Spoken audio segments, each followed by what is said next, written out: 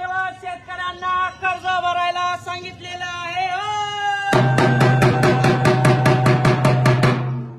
आपल्या शेतीमालाला भाव नाही, आपल्याला कर्जमाफी नाही, आपल्याला पीक विमा नाही, मात्र 31 तारखेच्या आत सर्व शेतकऱ्यांनी कर्ज भरून द्यायचं आहे।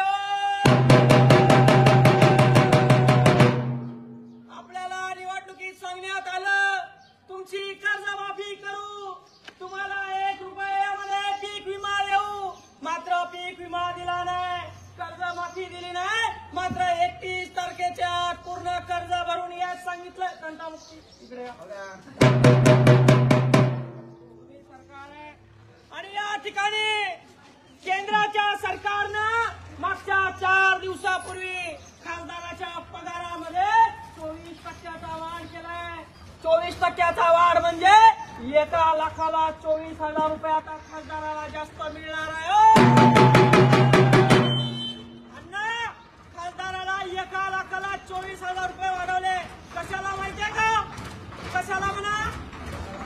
आता शेतकरी एखादा कर्जमाफी करून आत्महत्या केला, आता शेतकरी एखादा कर्जमाफी करून आत्महत्या केला, हा खासदार येणार, ताफा घेऊन येणार, त्या शेतकऱ्याच्या थडग्यापासून येऊन उभं राहणार आणि भावपूर्ण श्रद्धांजली देणार आणि शेतकऱ्याच्या टळूवरचं लोरी खाणार। त्यासाठी खासदारांना 24,000 रुपये पगार वाढून आणि पगार कसा वाढवला तात्या? या वर्षी निर्णय घेतलाय 4 दिवसापूर्वी आणि पगार कधीपासून वाढवणार आहे माहितीये का? मागच्या 2 वर्षीपासून तो पगार लागू करणार आहे, पेन्शन बी लागू करणार आहे, भत्ता बी लागू करणार आहे। शेतकऱ्याच्या मालाला भाव नाही, शेतकऱ्याच्या कापसाला